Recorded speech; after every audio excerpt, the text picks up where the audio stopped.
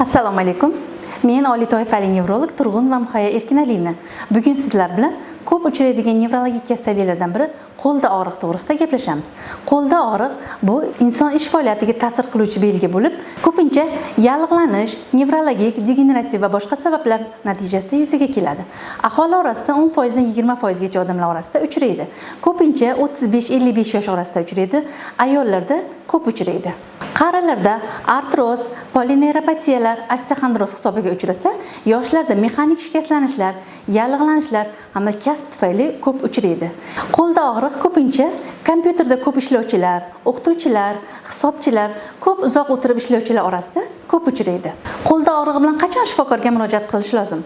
Og'riq birdaniga kuchli og'riq bilan boshlansa, og'riq bilan birga qo'lda quvvatsizlik, uvishish, sezgi pasayishi kuzatilsa, harakat chegaralansa, og'riq uzoq davom etsa, qo'lda atrofiya rivojlansa, albatta shifokorga murojaat qilish lozim. Qo'lda sababsiz og'riqlar bo'lganda nevrolog shifokorga murojaat qilish lozim. Og'riq yurakdan qo'lga tarqaladigan og'riqlarda kardiolog shifokorga.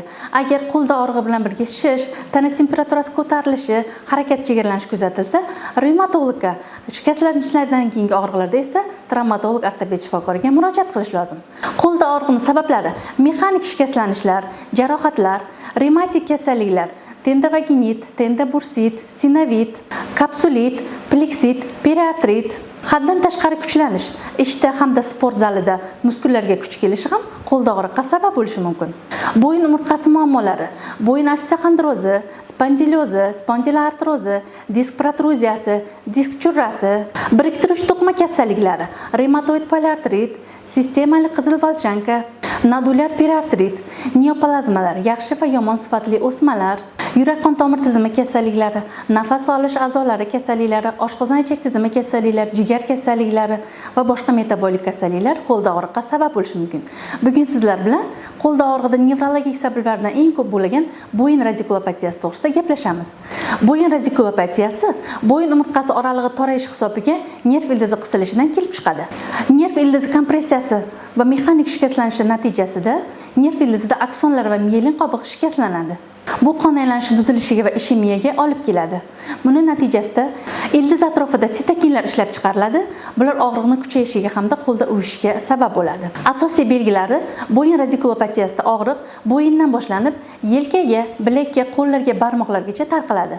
Qo'llarda uvishish, muzlash, quvvatsizlik, ba'zilarda qo'llarda atrofiya bilan davom etadi. Og'riq yo'talganda, aksirganda, bo'yin harakatlanganda kuchayadi. Kasallik diagnostikasida asosan anamnez yig'ish, obyektiv ko'ruvda nevrologik status ko'riladi, sezuvchanlikni tekshirish, qo'llarning motor funksiyasini tekshirish hamda funksional testlar o'tkaziladi.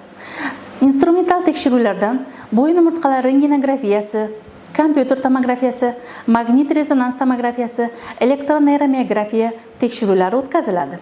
Bo'yin radikulopatiyasi natijasida kelib chiqqan qo'lda og'riq asosan pleksopatiya bilan, bo'yin miyelopatiyasi bilan, karpal tunnel sindromi bilan, skleroz, revmatik kasalliklar hamda psixogen og'riqlar bilan differensiatsiya qilinadi. Bo'yin radikulopatiyasi natijasida kelib chiqqan qo'lda og'riqlarni davolash asosan konservativ davolanadi. Birinchi o'rinda tinch qo'yish, bo'yinga shayniy vatniklar toqish, nosteroid yallig'lanishga qarshi preparatlar, analgetiklar, miorelaksantlar, og'ir holatlarda neyropatik og'riqlar kuchli bo'lganda pregabalin, gabapentin, amitriptilin, duloksitin kabi preparatlar ishlatiladi. Bundan tashqari vitaminoterapiya hamda kuchli og'riq bo'lgan holatlarda lokal inyektsion terapiya, steroidlar bilan paravertebral blokadalar, trigger zonalarga ukol qilish bilan davolaniladi. Fizioterapiya, massaj, UVC, lazeraterapiya, magnitoterapiya hamda davolash gimnastikalar qo'llaniladi. Konservativ davo foyda bermagan holatlarda 3-6 oy ichida davolanish foyda bermaganda, qo'lda atrofiya rivojlanganda, og'riqlar surunkali bo'lganda, kuchli og'riqlar bo'lganda bemorlarga xirurgik davo o'tkaziladi. Xirurgik davo bo'yin disk churrasi bo'lgan holatlarda diskektomiya, laminektomiya, foraminektomiya kabi operativ davolar o'tkaziladi. Uy sharoitida qo'l og'rig'ini davolash uchun dam olish, harakatni cheklash, isitish va sovutish usullari: dastlabki 2 kunda sovuq kompresslar qo'yish, keyingi kunlarda esa issiq kompresslar qo'yish.